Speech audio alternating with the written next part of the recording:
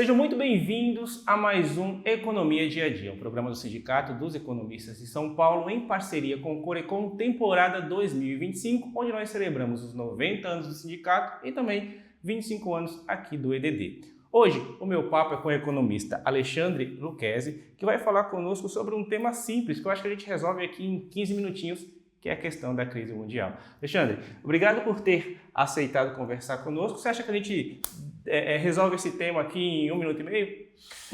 Poxa vida, né? Que desafio! Será que a gente consegue tocar, né, nos principais assuntos? Mas é um prazer estar aqui. Obrigado. Crise mundial.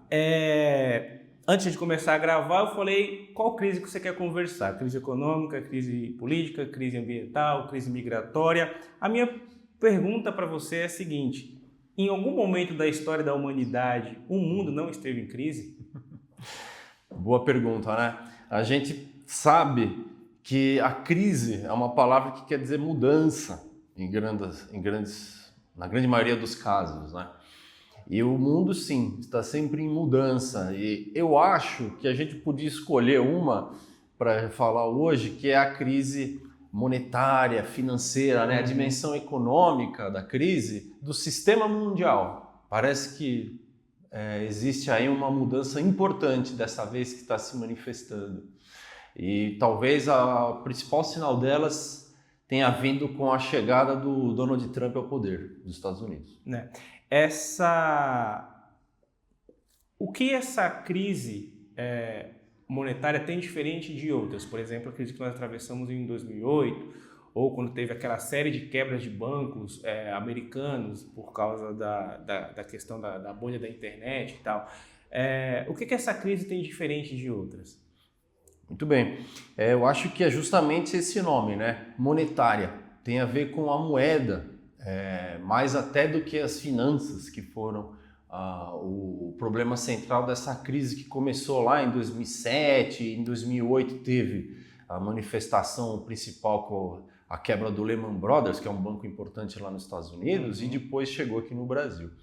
Por que monetária? Porque eu acho que depois de muitos e muitos anos, nós estamos vendo realmente chegar muito perto uma situação até então inusitada de acontecer, que seja que muitos países de volume, de importância mundial, não estejam mais dispostos a usar o dólar americano, né, estadunidense. Isso sempre foi cogitado em vários momentos da história, mas nunca como neste momento China, União Europeia, até países do leste asiático e mesmo aqui na América Latina com o Brasil, estejam seriamente cogitando mudar suas transações comerciais. Isso acontece por causa de um enfraquecimento do dólar causado, sei lá, pelas medidas do Trump, que depois a gente pode aprofundar um pouco mais, ou pelo fortalecimento de outras moedas e o surgimento de outros grupos econômicos, como o BRICS, por exemplo? Muito bem, uma questão que faz com que a gente tenha que lembrar um pouco o que foi a trajetória, né, do sistema monetário internacional. Depois da Guerra Mundial, começou lá com Bretton Woods, aí os Estados Unidos tinham um padrão ouro com o dólar. E os próprios Estados Unidos revogaram esse padrão de maneira unilateral. Foi o Richard Nixon que disse que agora os Estados Unidos vai fazer valer o sistema com base na sua dívida. E aí começou a acontecer uma criação de valor, uma circulação de riqueza no mundo que obedecia a outra lógica. Hoje, a gente vê, depois de muito tempo, eu acho que não o Trump colocar fogo no circo. Eu acho que o Trump, na verdade, ele está fazendo uma coisa parecida com o que o Richard Nixon fez, mas ele já está respondendo a um movimento estrutural. Eu acho que tem muito mais a ver com a incapacidade mesmo dos Estados Unidos fazerem frente, num sistema que eles mesmos criaram, a sustentabilidade da moeda, do dólar, para atingir todas as transações do mundo. Isso não está mais sendo eficiente, então Trump, pela política do Partido Republicano que ele foi eleito para assumir, e as consequências no mundo são, né, para todos nós, porque todos nós usamos o dólar, é fazer um movimento, na minha percepção, que é uma percepção aqui dos programas, né, de pós que a gente tem trabalhado, defensiva. Ele está se defendendo de uma coisa que ele não está conseguindo mais ganhar, vamos dizer assim. Tá, mas essa postura defensiva, como você falou, de um sistema que os Estados Unidos mesmo criou, a forma que ele escolheu para se defender é a forma mais adequada? Pois é. Eu acho que se a gente for pensar, né, do ponto de vista do sistema financeiro mundial tal como ele tinha sido concebido, eu diria que não. Nenhum parceiro comercial dos Estados Unidos está gostando dessas políticas que eles estão fazendo. Tanto é que eles estão fazendo, mais uma vez, né, de uma maneira muito similar ao unilateralismo que foi adotado há muito tempo atrás.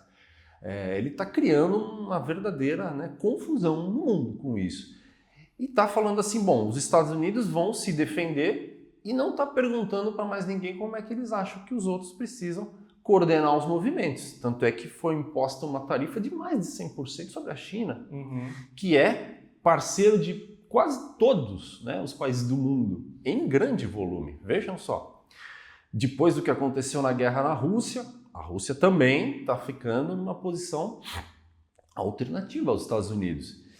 Portanto, eu acho que não é adequado, mas é o que o Trump propõe, né? É uma figura realmente controversa. Você acha que ele esperava que esse efeito rebote dessas medidas que ele tomou viessem um pouco mais tarde do que veio? Você acha que ele esperava que os países tivessem uma outra postura?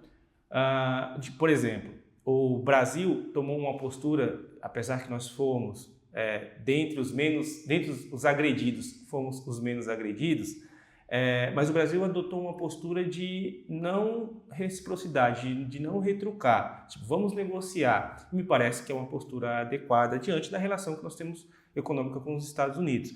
Você acha que o Trump esperava isso dos outros países da União Europeia, da própria China, e acabou que esse efeito rebote veio mais rápido do que ele aguardava? Eu acho que, vamos começar pelo Brasil, né? O Brasil tomou uma postura, como você disse, adequada, eu até digo razoável, né? Esperada que a gente faça isso, porque a gente não vai, né? Aqui falando em nome da diplomacia brasileira, né? Eles que se expliquem melhor também, mas assim, até o ponto que a gente chega, é uma postura de neutralidade e de pragmatismo. A gente não pode tomar um lado sem medir as consequências, né? Somos muitos, somos mais de 200 milhões aqui que vão ter consequências de uma postura adotada pela diplomacia brasileira frente aos Estados Unidos. Com relação aos outros países, eu acho que os europeus talvez tenham sido aqueles mais surpreendidos. E vejam, né, que são a União Europeia e os outros europeus que não estão na União são estados muito antigos e a gente fala assim, bom, eles tinham uma relação muito próxima com os Estados Unidos, acho que eles não estavam realmente esperando que isso fosse acontecer agora. Então eles estão realmente muito reticentes. E aí o próprio Trump percebeu que a guinada, né, dentro da Europa foi difusa, não houve aderência ao que ele defendeu. Talvez o Reino Unido seja o único parceiro aí que está, né, assinando um acordo agora, com várias críticas, mas é o único que está se aproximando realmente. A China estava de alguma maneira antevendo.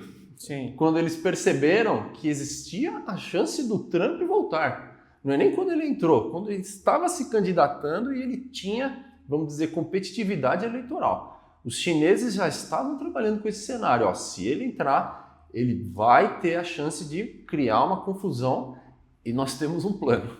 Chineses geralmente têm um plano. A gente viu mundo afora, no momento da eleição do Trump, muita gente celebrando essa eleição. A gente viu políticos mundo afora colocando o bonezinho do MAGA e finalmente a direita volta a ter um grande representante que vai defender os nossos valores. Nós tivemos exemplos aqui no estado de São Paulo, o governador Tarcísio com um bonezinho do MAGA celebrando a eleição do Trump. Por outro lado, O Trump, ele não está fazendo nada diferente daquilo que ele prometeu que ia fazer. Né? Durante a eleição, ele, olha, vou fazer isso e ele está cumprindo. Disso a gente não pode acusar o Trump. Ele está sendo coerente com aquilo que ele propôs. E aí, na sua resposta anterior, você falou, olha, a China previu isso. Eu acho que, de certa forma, o governo brasileiro previu algo, tanto que se preparou para agir de uma forma, como você disse, adequada. Por que esses outros países não conseguiram ter essa mesma previsão e por que os políticos, de uma forma geral, não conseguiram prever que ele cumpriria aquilo que ele prometeu? Veja, eu acho que a resposta para essa pergunta é justamente o grau de politização que ganhou, né, a estratégia, vamos dizer, difundida mundialmente, que é inerente à extrema-direita, da qual o Trump é uma voz, inegavelmente, de profusão mundial. Ele capitaliza essa voz porque ele consegue fazer com que ela ecoe, com que ela ressoe, vamos usar aí, né, a metáfora do som, né? Quando ele fala, ele é escutado, ele reverbera. Então, o Brasil tem aqui essas figuras que são governantes eleitos, reproduzindo, né, replicando o que ele faz, porque ele conseguiu dar uma politização a essa estratégia nunca antes vista. E a gente pode investigar isso nos fenômenos, né, da Cambridge Analytica, nos fenômenos das eleições que foram ganhas mesmo aqui na América do Sul, e mesmo ele da primeira vez, a saída da Inglaterra do bloco europeu, o Brexit, enfim. A gente pode voltar nesses exemplos para pensar, bom, quando a extrema-direita conseguiu catalisar isso, né, a extrema-direita começou a criar, de uma forma politizada, um engajamento que criou, por sua vez, quase que um programa de governo. Então ele confirmou exatamente o que você afirmou aqui. Ele tinha exatamente claro o que ele ia fazer quando ele tomasse o poder, né? Quando ele fosse eleito, porque ele foi eleito para isso. Ele fez uma agenda eleitoral e ele venceu. Ele teve uma grande chance, né? Assim, teve uma grande projeção justamente quando ele sofre um atentado, né? Que foi aquele atentado em julho, certo? E aquilo mexeu de tal forma com o tabuleiro eleitoral americano que o Joe Biden abriu mão da candidatura, tanto que os democratas assim pediram. Nesse momento, eu acho que o jogo de forças estava sendo de tal forma remodelado que quase que europeus, todos esses governos, eles fizeram uma aposta muito certa em manter o status quo e eles não trabalharam, porque eles têm a previsão, eles conseguem prever isso, tal como a China previu, mas eles não trabalharam com esse cenário. Quando veio a Kamala Harris e teve doações eleitorais muito grandes, esse é o cenário que vai vencer.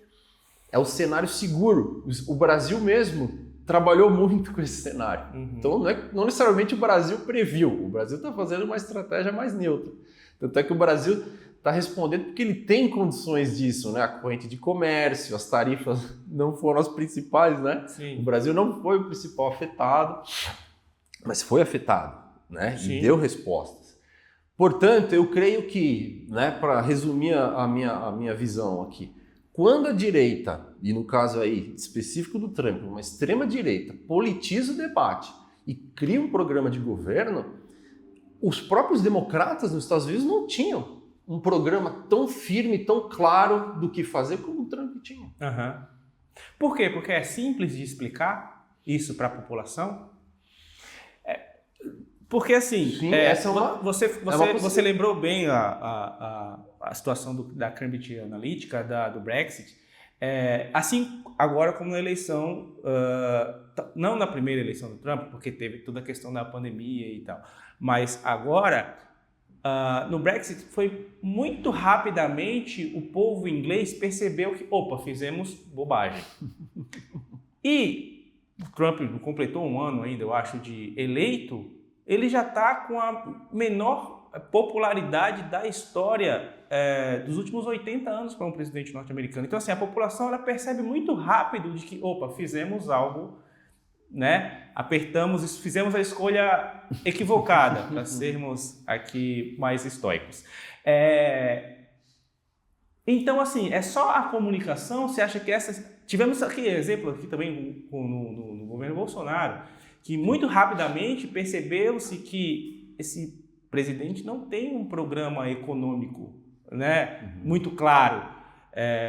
O nosso ministro da Economia na época se equivocava com falas muito simples, assim, com temas que são muito caros para a população, que ele poderia até pensar daquela forma, mas algo que não deveria ser verbalizado, creio eu, né? Quando você fala que a empregada doméstica não tem que ir para Disney, ou qualquer coisa a gente vende as nossas praias. Então, assim, são falas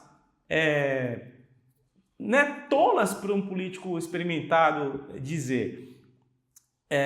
Então, por que você acha que isso acontece para as eleições?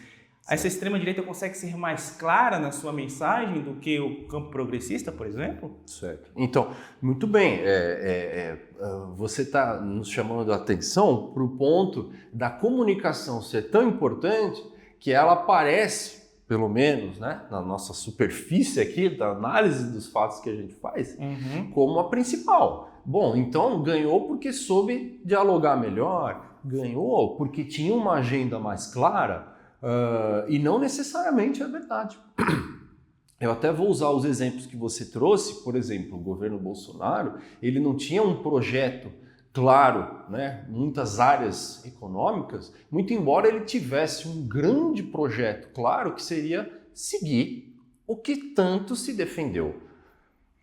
Pela abordagem do neoliberalismo, isso é inegável, né? No Chile, né, que é onde teve as primeiras experiências da escola de Chicago, que era um neoliberalismo sem filtros, né, da qual o Paulo Guedes foi partícipe, né, ele estudou, ele sabia, e ele colocou isso em prática, em parte no Brasil, a partir de uma agenda que seria reverter muitas das mudanças que tinham sido feitas aqui no Brasil no período de redemocratização.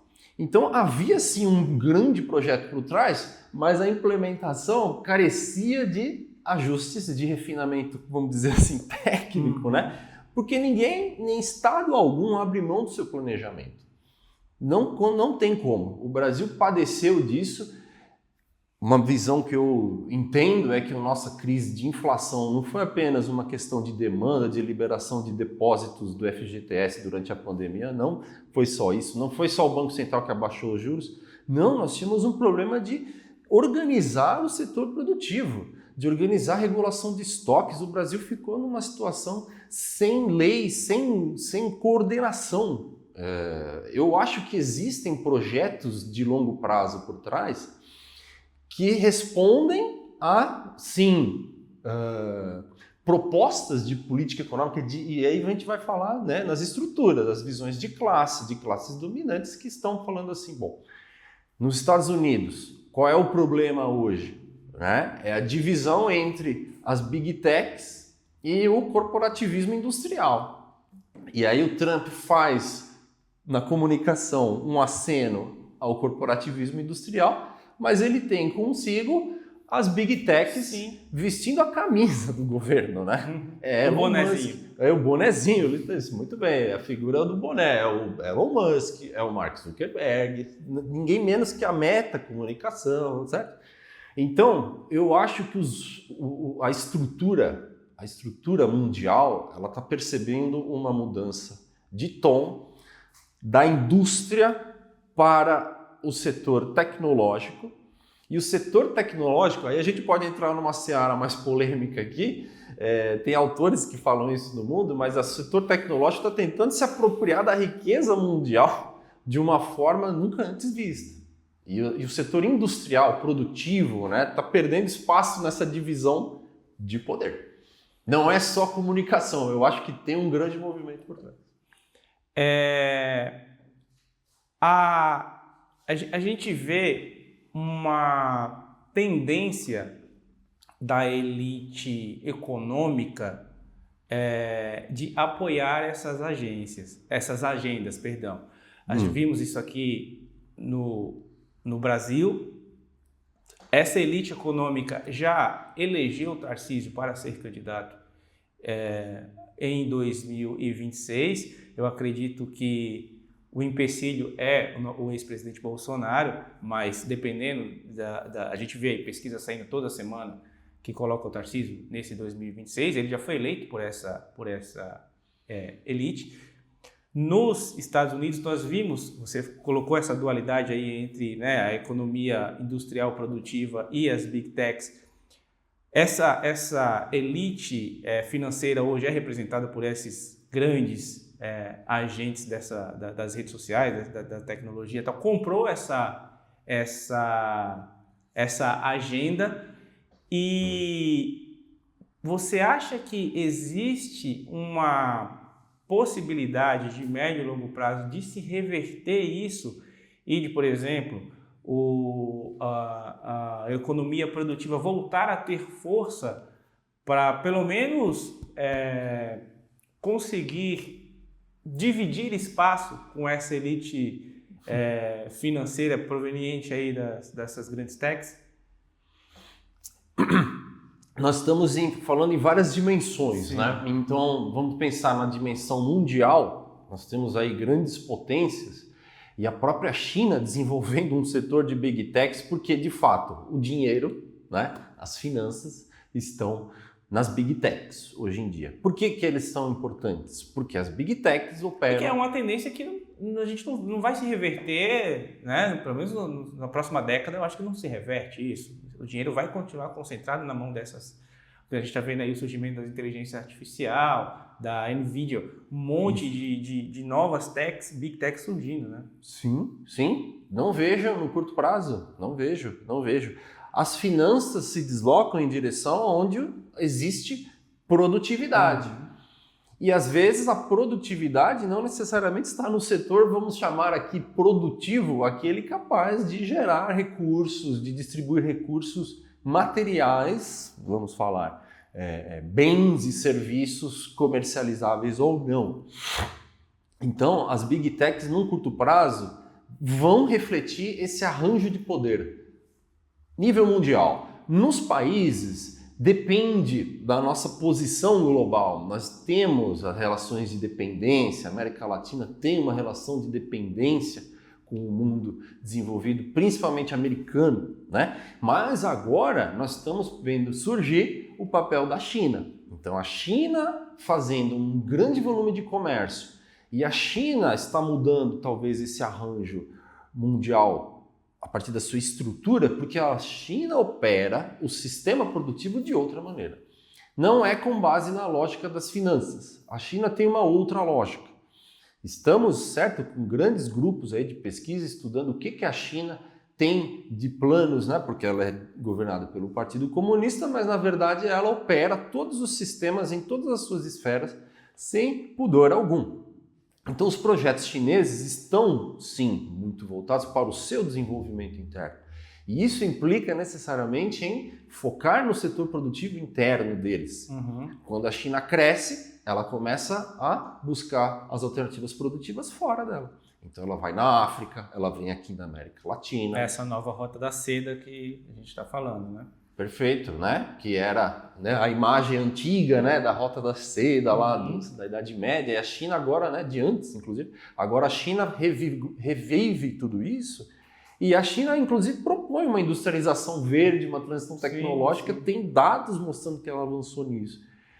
Qual é a previsão para que isso, de fato, volte a ser relevante? Eu acho que depende muito do que a China conseguir e como é que a China conseguir fortalecer essas parcerias, porque vai ser um eixo muito importante. Talvez o mais palatável, o mais palpável, vamos chamar assim, né? O que está mais perto do nosso horizonte é a China conseguir fazer isso. E qual o papel que os Estados Unidos vai exercer nesse novo cenário? Nós tivemos essa semana, hoje a gente está gravando dia 19 de maio, a gente teve... semana passada, a Colômbia assinando um acordo para participar dessa nova Rota da Seda proposta pela China e o Departamento de Estado americano soltando uma nota falando, olha, não vai por aí que a gente não vai permitir. No começo da nossa conversa você falou, olha, os países não estão mais considerando tanto assim utilizar o dólar como sua moeda né, principal para negócios. A gente vê o enfraquecimento da economia norte-americana provocada pelo Trump ou não acontecendo. Né? Tivemos também semana passada uma grande agência de classificação reduzindo a nota, né, de grau de investimento dos Estados Unidos, que até então, acho que desde que surgiu essa modalidade, era o grau de referência. E aí, como que os Estados Unidos vai se encaixar dentro desses xadrez, tendo em vista que eu acho que os americanos, os norte-americanos, os estadunidenses, partem em desvantagem nessa corrida, uma vez que, querendo ou não, tentando Trump ou não dar um golpe, a cada 4 anos eles têm uma eleição e uma alternância de poder. E a China, pelo menos, nos próximos anos, a gente não vai ver isso. O Xi vai mandar até o dia que ele cansar e colocar uma outra pessoa lá. E aí, como é que você vê todo esse cenário? Sim, a China é uma burocracia, né, do Partido Comunista que decide. Então, é o Xi Jinping. É o partido, né? É o partido que agora é o Xi, mas vai ser outro, mas no modo geral é o... Sem dúvida, né? Exato. E nos Estados Unidos existe uma alternância necessariamente entre visões. Salvo né, o improvável, né, o imponderável do que ele vai tentar lá nos Estados Unidos. Tentou, né? Tentou, bem se lembre, né? Tentou. E eu acho que, pegando o exemplo da Colômbia, né? A Colômbia mostra o seguinte, aquela conversa que ninguém quer ter, né? Porque a Colômbia foi justamente a praça de guerra do narcotráfico. E aí, se a gente for buscar a história da Colômbia, a gente vai entender por que o narcotráfico chegou ali, porque tinha uma ação americana, né, de guerra às drogas que volta à ONU, né, toda aquela trajetória, e a insurreição na Colômbia estava em função da cocaína. Sim. Enfim, a gente não precisa lembrar de tudo isso para falar o seguinte, a Colômbia, na hora que ela faz esse movimento, faz esse aceno, né, com a China, ela está falando assim, ó, a gente movimenta muita coisa aqui e passa muita coisa pela Colômbia que tem, né, está sob os olhares dos americanos, inclusive as conversas que a gente não quer ter, né, que está ligado ao narcotráfico, e aí de repente a China vai começar a reciclar tudo isso, só que agora em yuan, né, o renminbi lá, né, a moeda chinesa. Espera aí, os Estados Unidos, e aí eu vou tentar ser preciso, o máximo que eu puder na resposta da sua pergunta, os Estados Unidos, por estarem em desvantagem, por estarem acusando um golpe, por estarem na defesa nessa, vamos dizer, postura do sistema internacional, eles não necessariamente, e eu acho que não estão, fora do jogo. Eles estão ali. Até pelo seu tamanho é impossível eles ficarem totalmente fora do jogo, mas eles perdem influência ou não? Perde influência. É justamente disso que a gente está falando, né?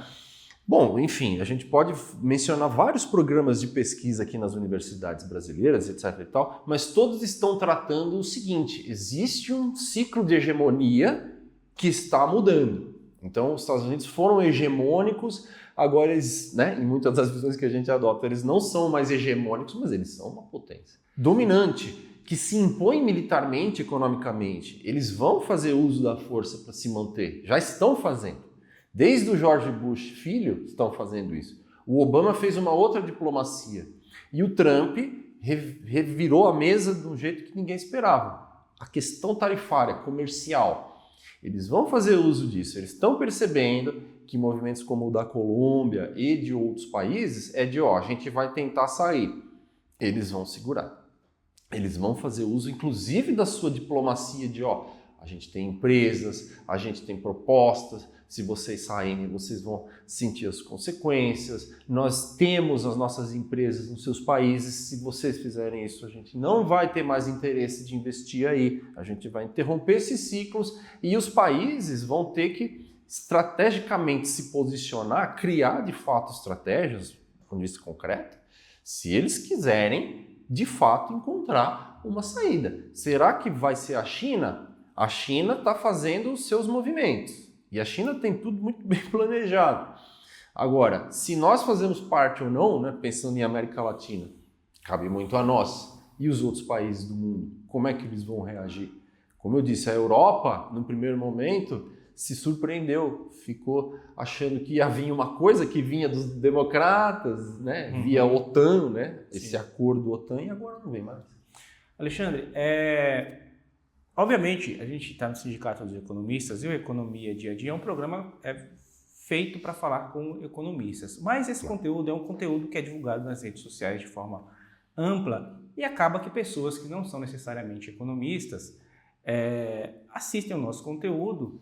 Então eu sei que eu estou te fazendo perguntas que são muito complexas, que cada uma dessas perguntas poderia ser um programa só sobre elas, mas eu acho que é importante que as pessoas, de um modo geral, entendam como essas crises que eu citei no começo, elas meio que estão interligadas. E aí eu quero te fazer uma pergunta: como que todo esse cenário econômico influencia, por exemplo, na questão que a gente enfrenta no Oriente Médio, na Rússia, com a Ucrânia? Porque, assim, me parece que esse cenário que a gente vive nessas duas regiões especificamente são consequências dessas mudanças que a gente vem vendo em relação ao choque de poder entre Estados Unidos e China. Ou não, ou eu estou equivocado? Ah, sim, tem muita relação. Não tenha dúvida. Por quê? Porque Sim. Para quem não é economista, às vezes parece que a disputa da Rússia com a Ucrânia é simplesmente uma questão de território, né? A gente não sabe as questões econômicas envolvidas naquela região e o interesse econômico que a Rússia tem em parte do território. Claro. As ações da OTAN também e esse novo reforço que os Estados Unidos quer dar para a Ucrânia nesse conflito, quais são os interesses econômicos que estão por trás disso. Sim. E o mesmo no Oriente Médio, a gente vê o conflito de Israel com a Palestina, o quanto que os Estados Unidos estão agora, com essa nova política do Trump, interessados especificamente naquela região. Então, tenta elucidar isso para as pessoas entenderem que tudo isso conversa, não são coisas separadas, porque depois eu quero perguntar sobre globalização para você. Certo. Pois não, nada está separado, né? Justamente por causa do processo de globalização foi intensificado, mas eu acho que a gente pode conectar rapidamente o problema de hoje, né? O problema do sistema monetário, que eu chamei a atenção aqui, mas o sistema mundial, né? O sistema político internacional, as regiões, né, que não dizem respeito aos protagonistas, ou seja, Estados Unidos, Europa, aí a gente vai para a periferia do sistema, América Latina, África, e a gente chega, por exemplo, no Oriente Médio. O Oriente Médio, ele tem um histórico muito grande, muito importante, devido, por ser o berço da civilização, né? A gente sempre volta para o Oriente Médio para prestar atenção como que os povos ali se organizaram, comerciantes por natureza e tal, mas também por dotação de recursos, que os economistas conhecem bem, ou seja, ali tem petróleo, tem reservas, né, importantíssimas de minerais, que na segunda Revolução Industrial, ou seja, século XIX, tomaram, né, o centro da agenda produtiva. Por que é importante o Oriente Médio? Primeiro, né, por causa do petróleo. Então, um grande parceiro do Ocidente no Oriente Médio é a Arábia Saudita, uma figura central para negociar com o mundo árabe, que é um mundo, né, principalmente da religião islâmica, né, dos muçulmanos. Então, eles têm uma rivalidade histórica e uma questão identitária, né, que a gente pode resumir assim, um problema tão complexo que a aversão do mundo ocidental ao mundo islâmico. Então, a Arábia Saudita ela faz essa ponte. Quando ela consegue? O Egito, né? São esses países que fazem essa ponte. Por isso que eles sempre estão na mesa de negociação quando você vai, por exemplo, para a Palestina. A Palestina é um problema de séculos. E principalmente ganhou a nossa atenção com o Estado de Israel. E o Estado de Israel resumindo a história, né, o olho dos Estados Unidos no Oriente Médio. Né? Recebe armamento, recebe influência, inclusive, né, política daquilo ali. Isso não quer dizer que todos os habitantes, né, os israelenses, sejam necessariamente adeptos desta visão. A gente sabe que hoje em dia tudo é muito bem segmentado. Mas, por exemplo, o projeto sionista que originou Israel está muito ligado ao que hoje se vê da extrema-direita. Então, vejam, passa por Israel toda essa discussão de politização que a gente está fazendo. Necessariamente. A Palestina, a questão palestina e o episódio da faixa de Gaza do ano 2024, né, que foi, desculpa, de 23, né, que se estendeu por 24, né, foi um problema, mais um capítulo de uma história de vários e vários problemas, certo? Então, aquilo ali está mostrando para o mundo o seguinte: a ação de Israel truculenta no Oriente Médio é uma resposta, no fundo, a uma ação que os Estados Unidos fazem no mundo do Oriente Médio para mostrar força.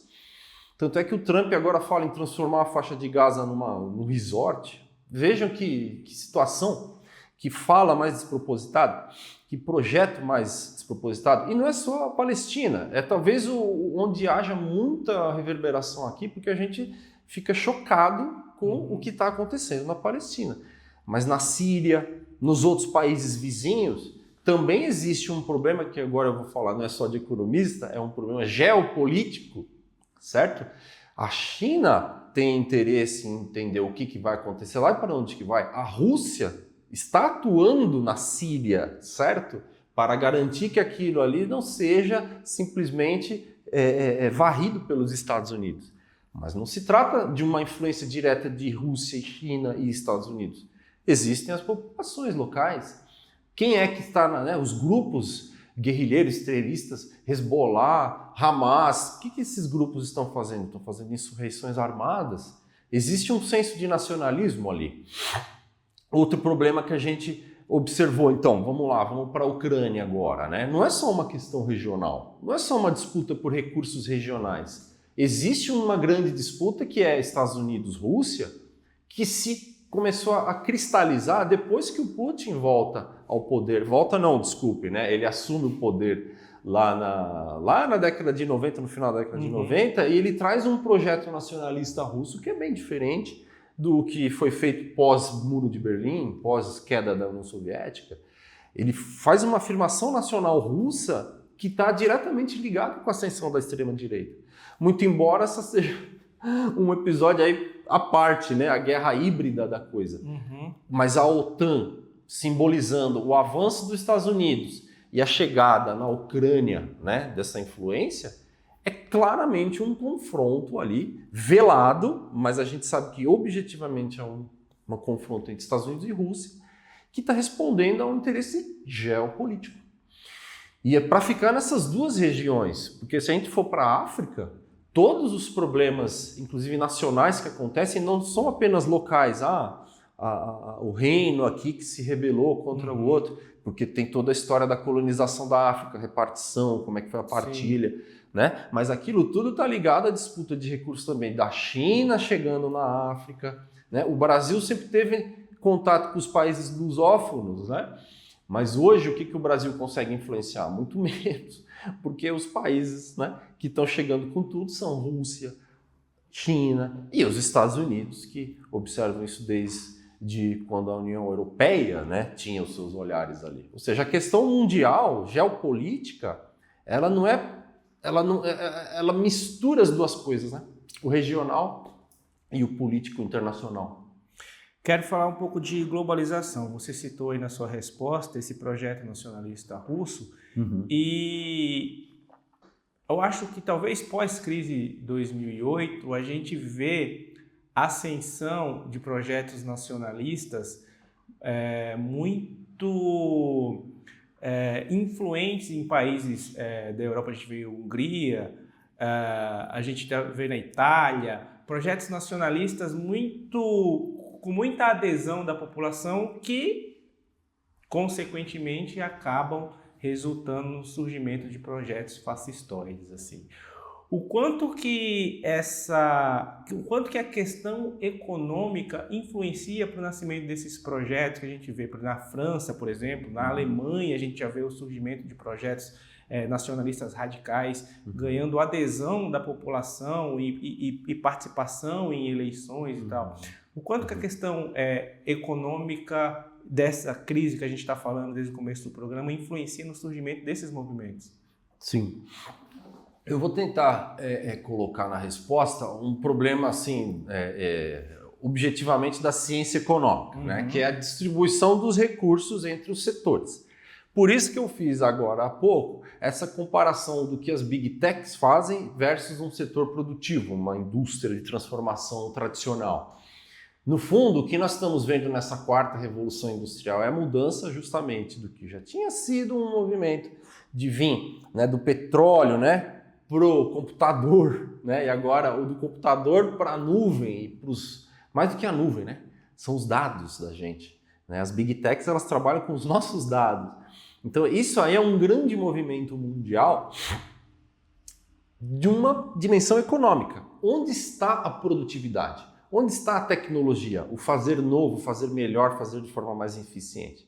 Porque é quando você tem produtividade, que você tem ganhos e quem se apropria desses ganhos distribui os recursos. Certo? É isso que nós estamos vendo agora. O que foi a globalização? A globalização foi um advento, sem dúvida, se você for pensar para os países, né, do ponto de vista da esfera, né, do ser humano. Bom, eu não tinha acesso às coisas, agora eu tenho. Eu participo do mundo, eu participo, né, do internacional. Mas a globalização é, antes de mais nada, um projeto levado a cabo. Né?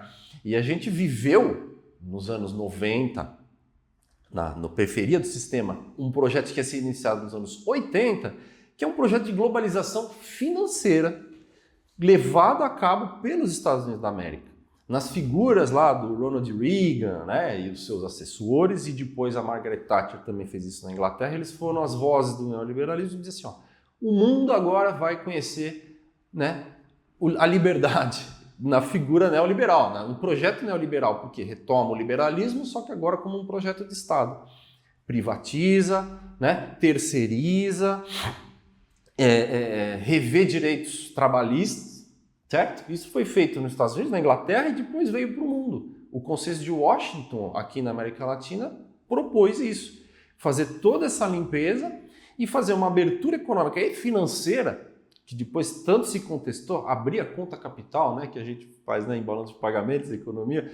Bom, agora os países estão fazendo transação de capital, nos anos 90. Estamos preparados? Não, mas o Brasil falou assim, bom, a gente tem que aproveitar as oportunidades. E nós tivemos governos neoliberais que fizeram isso. O que acontece com a globalização no mundo? Todo mundo ligado a esse mundo conectado, participando, né, de viagens e tudo mais, e até as pessoas vindo de fora. Mas nós estamos usando o dinheiro que vem de fora. Estamos usando o dólar, estamos usando operações que são originadas nos bancos americanos, do centro do sistema, e vem para cá. O próprio projeto da União Europeia é um projeto regional, mas globalizado. Ele libera a circulação de capitais nos países da Europa. O Mercosul é um acordo de livre comércio, para a gente participar desse mundo globalizado. A globalização ela tem essa fase, ela tem os anos 2000 de muita liquidez, porque vem a China e passa a participar, mas aí a globalização tem um grande choque, que é a crise de 2008. E aí começam a aparecer os movimentos nacionalistas. O que eles estão respondendo, né? Esses movimentos nacionalistas de extrema direita e esses movimentos que são refratários àquela globalização cosmopolita. Certo? Eles começam a fazer uma coisa que é recuperar elementos do fascismo lá de trás, essa aversão, né, ao estrangeiro, esse ódio ao inimigo, essa demonização e essa volta ao passado como uma coisa idealizada, elevada, né, uma coisa que você quer voltar, porque eles não estão gostando do presente. O presente é que o mundo globalizado e cosmopolita, ele faz, né, na ótica neoliberal, você tem que competir o tempo todo. Se você começa a perder nessa competição, você começa a se defender. Você começa a querer, né, criar sua rede de proteção. E se as pessoas, né, como aconteceu muito, né, em países onde a competição é acirrada e os problemas são socialmente crônicos, as pessoas começam a se ancorar no ódio, no ressentimento contra figuras específicas da sociedade, E não é uma questão, né, estrutural de classe econômica, é um ódio, né, identitário. Assim, eu não gosto desse tipo de gente, eu não gosto dessas pessoas. Esse movimento de extrema-direita ele começa a ganhar um componente ligado ao sentimento. Talvez o principal elemento fascistoide seja esse, o ódio, o ressentimento. Porque mais do que econômico propriamente, os projetos fascistas econômicos, eles tinham um projeto de desenvolvimento econômico, né, liderado por elites, mas tinha. Agora, esses projetos de hoje, eles são neoliberais no discurso, mas a globalização, tal como ela tinha sido proposta, ela trouxe os resultados. Agora você vai desglobalizar, não é tão fácil assim. Não é imediato. Até porque não tem um projeto para o depois, né? Porque mesmo que esses projetos nacionalistas consigam alcançar os seus objetivos, e o depois? Esses países precisam continuar conversando entre si, né? Porque no final do dia você precisa vender a sua carne para alguém comprar, né? Os Estados Unidos vão precisar continuar comprando a baunilha daquela ilhazinha lá que o Trump taxou com, né, 100 e poucos %. Exatamente. Para a gente partir para o final, Alexandre, como que as políticas monetárias e as políticas fiscais estão lidando com essa crise? Quais as perspectivas para os próximos anos e décadas? Tá. O fortalecimento de moedas, como que fica o nosso real, por exemplo, diante de todo esse cenário? Certo. Tá. Então vamos lá, né? As políticas econômicas, entre elas fiscal e monetária, que é a operação, vamos dizer aí, das contas públicas, do dia a dia, né? O Brasil vai levar adiante, tudo está sendo sinalizado nesse sentido, né? Uma política de fortalecimento do tripé macro, que é o superávit em conta corrente, né, primário, lá para pagar os juros da dívida, a taxa de juros flutuante, certo? E, de câmbio, e né, o câmbio flutuante, nós vamos manter o câmbio flutuando livremente, e a taxa de juros, certo? Focada em conter a inflação. Então nós estamos com uma taxa de juros enorme. Nós estamos fazendo de todo, né, o nosso ferramental prático do Banco Central para conter o avanço inflacionário, que, na minha visão, é uma visão que eu adoto a partir de uma série de economistas que, inclusive, divulgaram uma carta, dizendo que a nossa meta de inflação de 4,5% ela é muito alta, de 3, né? Perdão, é o contrário, né? A de 3 ela é muito baixa. Nós precisamos rever essa meta de inflação para algo em torno de 4,5%, se a gente quiser ter alguma margem melhor para mexer. Nos últimos 20 anos a gente teve 3%, eu acho que uma oportunidade ou duas, e 3 é muito, vamos para 4,5%. 4,5% a gente teve 2 ou 3 vezes nos últimos 20 anos, assim, então continua sendo metas muito difíceis de ser alcançadas, né? Sim, você exige uma austeridade fiscal de uma profundidade muito grande, é uma austeridade muito forte.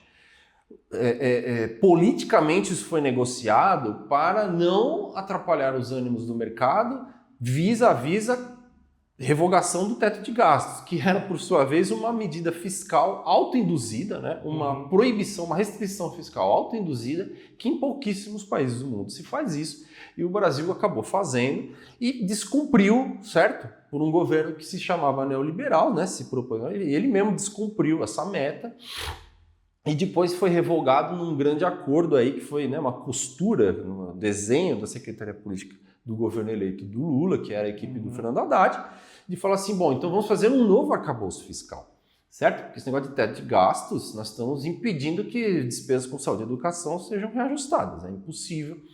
E aí a gente chega nesse desenho do arcabouço, que tem uma série de críticas, mas que é algo um pouco melhor do que tinha antes. E aí você vem para a lei de responsabilidade fiscal, que é a nossa política fiscal no Brasil, é dizer o seguinte, bom, não se cria dívida em cima para pagar dívida, certo? Nós temos que cumprir as metas, nós temos que manter as finanças em ordem.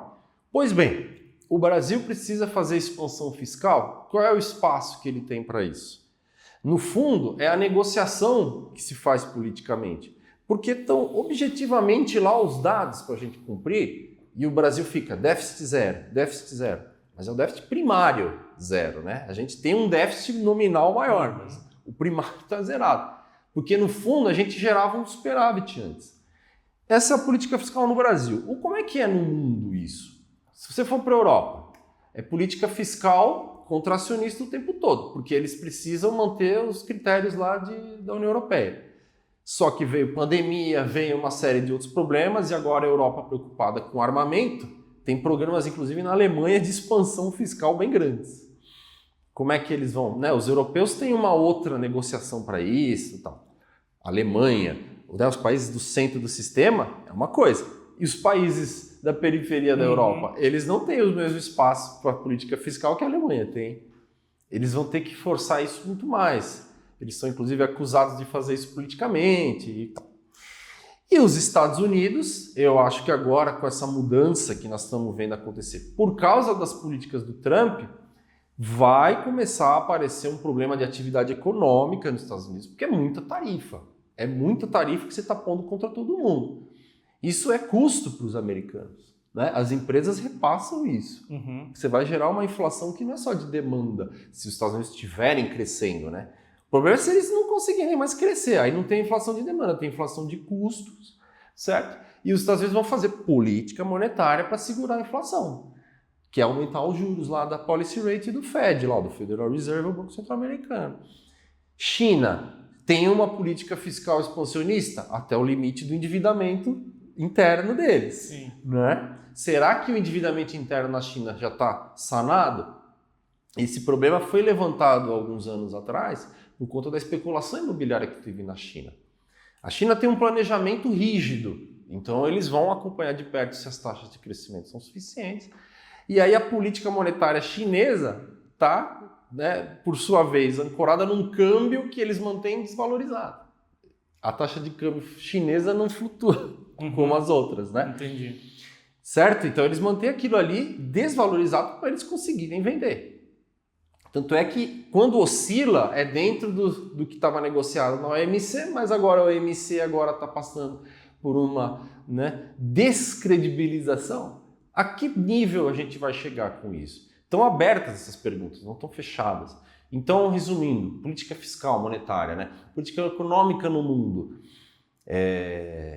com choque de tarifas, a gente vê reações difusas. Todo mundo tentando se cuidar do seu. Sim. Parece que foi isso que o Trump, né? Essa caixa do demônio que ele abriu, né? Porque é uma coisa endiabrada isso aí, né? Eu quero partir para o final, mas eu não posso deixar de fazer uma pergunta olhando um pouco aqui para o nosso quintal. Você citou aí na sua resposta do arcabouço fiscal, que é uma proposta criada para substituir o teto de gastos, e aí na sua resposta você já falou, tem uma série de críticas, né, apesar do Haddad estar conseguindo cumprir aquilo que ele se propôs a fazer, pelo menos até o momento. E aí, nós já temos uma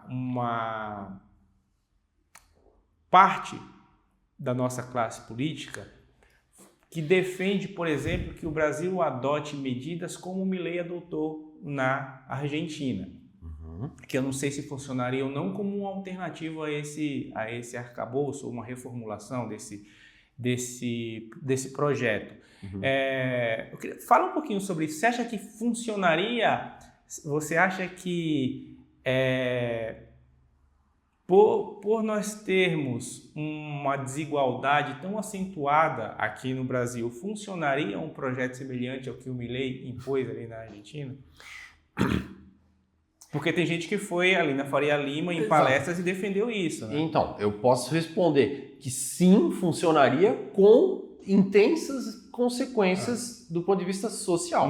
Porque as consequências do ponto de vista social na Argentina estão aí para todo mundo ver. O nível de pobreza que ele está dizendo que vai diminuir, ainda não diminuiu. E ele está muito alto. Ele chegou a ficar mais alto do que antes. Não precisamos entrar no mérito da questão argentina. Acho que daria, né? Teria que fazer uma outra recuperação para isso. Vamos pegar como você colocou. Traz para o Brasil. Vamos ver o que o Milei fez. Choque cambial, corte drástico de despesas públicas, né? Enxugamento de uma série de programas sociais que estavam acontecendo. Então, sim, você obtém resultado prático. Você controla a inflação? Você controla a inflação. Eu não acho nada recomendável.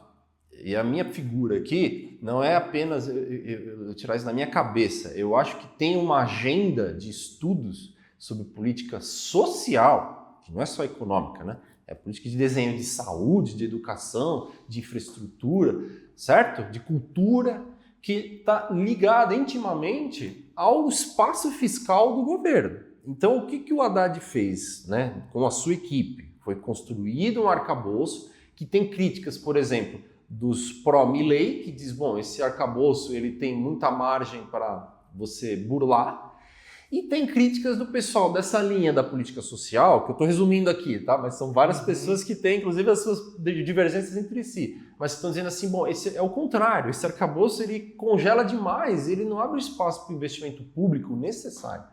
Então, ele recebe críticas dos dois lados. E ele, como figura política de consenso, está tentando amarrar isso e levar isso até o final. Pelo menos no mandato dele.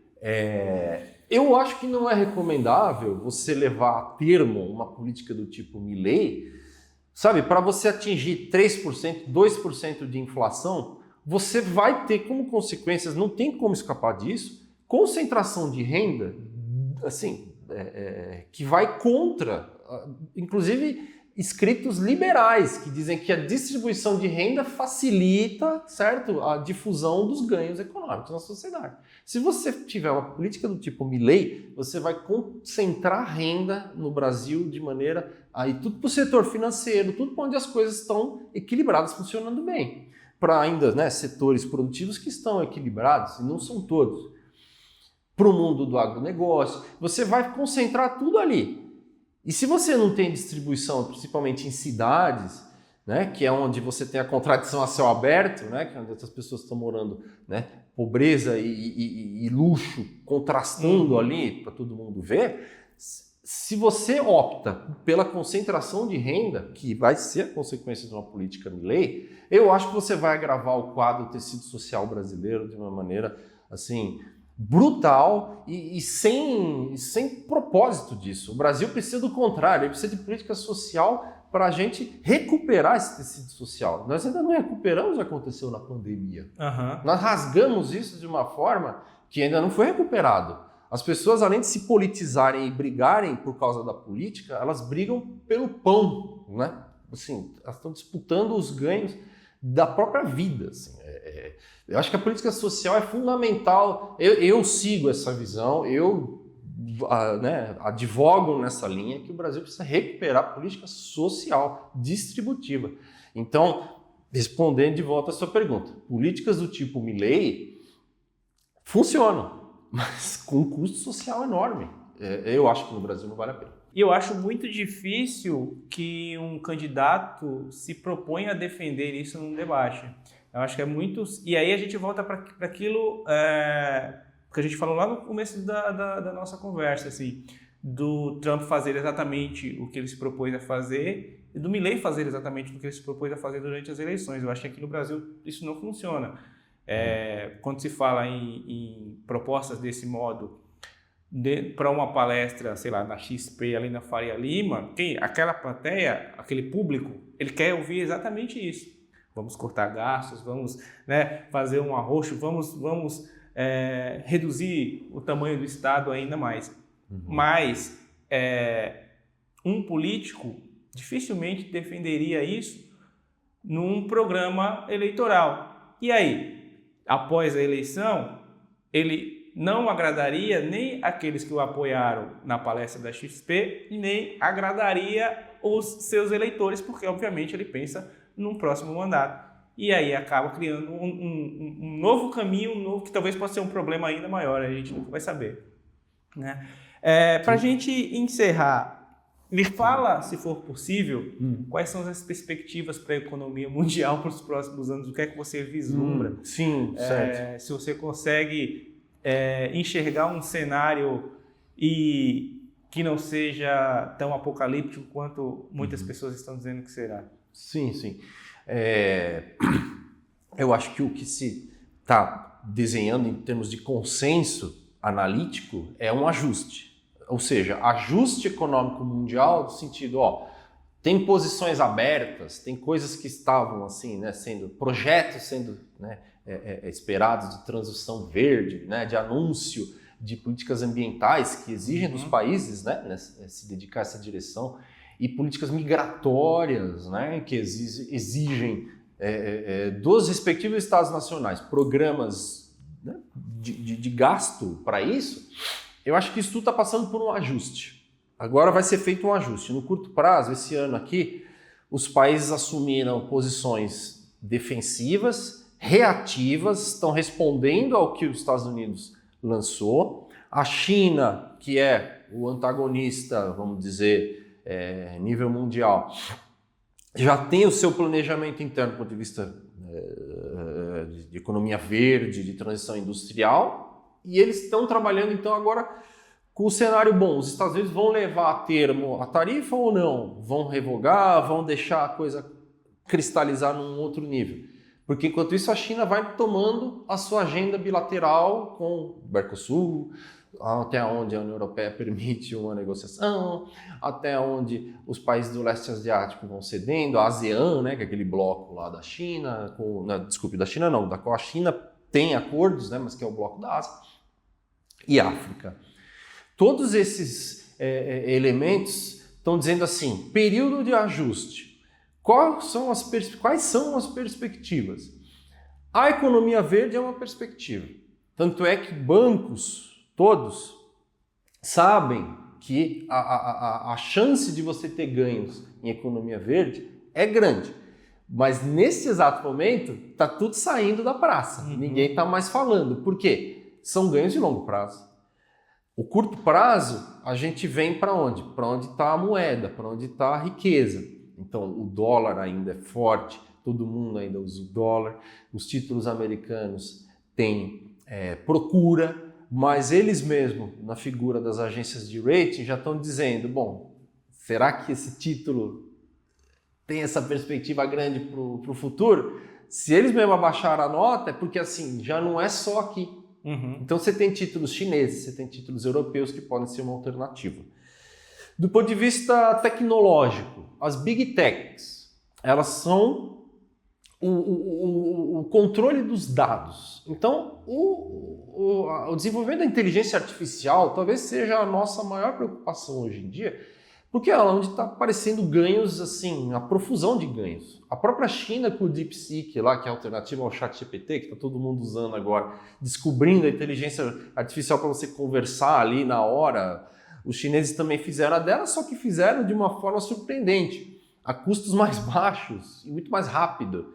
O que foi possível fazer antes, né, do próprio ChatGPT? Tudo bem que o ChatGPT ainda tem a sua versão 4.0, ela é paga, ela desenvolve muito melhor, muito mais rápido, muito mais refinada, traduz para todos os idiomas, então a gente usa em todos. Mas a China já aprendeu o que dá para fazer. E essa competição deve ser a próxima da agenda. Então, tudo que for projeto fintech, né, ligado a big techs de alguma maneira indiretamente, mas ligado também a algumas startups, Brasil, a própria Argentina aqui, estava falando muito de startup argentina para isso, entre outros países do mundo, vai ser a oportunidade de ganhos. Inteligência artificial, Big Data, é a quarta revolução industrial. E do outro lado, os países vão entrar, né, na briga da regulação. Como regular? Porque aí a resposta dos países vai dizer se essas oportunidades de ganho são realmente infinitas ou se os países vão pôr um corte. Não é para ficar fazendo ChatGPT para tudo. Não é para ficar usando inteligência artificial para capturar dados das pessoas sem elas deixarem. Na Europa tem uma regulação bem mais rígida do que nos outros países. Ou seja, a resposta regulatória dos estados, que nós estamos acompanhando agora em compasso de espera por causa da confusão que o Trump começou, e ele está com as Big Techs junto com ele, né? Esse vai ser um grande, né, movimento nesse xadrez. Como é que as Big Techs vão avançar agora? Aí os estados nacionais vão dar uma resposta. Para você ter uma noção, né? Aqui no Brasil todo mundo brinca com o Alexandre de Moraes, mas ele deu uma resposta, por exemplo, contra, né, o X do Elon Musk, ele deu respostas contra as Big Techs, as mídias sociais, porque não tem regulação. Como é que fica a resposta regulatória? Ou seja, há um problema extraeconômico do ponto de vista de como vai ser confeccionada a resposta, mas o objeto do problema é econômico, é onde que está a distribuição de recursos. E esse vai ser pelo menos o debate para ir para os próximos anos, né? Com certeza. A gente não tem, pelo menos por aqui, perspectiva de uma regulamentação tão já. Me parece que o Congresso não quer muito tomar partido neste momento, nesse debate. E aí acaba que tudo se torna judicializado e o conflito ideológico que você tanto citou aí acaba se agravando. Alexandre, sim, obrigado por ter aceitado conversar aqui com a gente. Eu espero que você tenha gostado. Eu gostei bastante e a casa é sua para você voltar quando quiser. Foi um grande prazer, viu? Fico muito feliz de ter sido convidado e espero que a gente se veja novamente. E para vocês que ficaram até aqui, eu quero agradecer a paciência e a parceria de sempre. Comentem, interajam com esse conteúdo de alguma forma, sigam o EDD nas redes sociais. Se tiverem alguma dúvida, mandem para a gente encaminha para o Alexandre, tenho certeza que ele vai responder com todo prazer. Muito obrigado de coração pelo seu apoio, eu espero ver todos vocês na próxima. Tchau, tchau.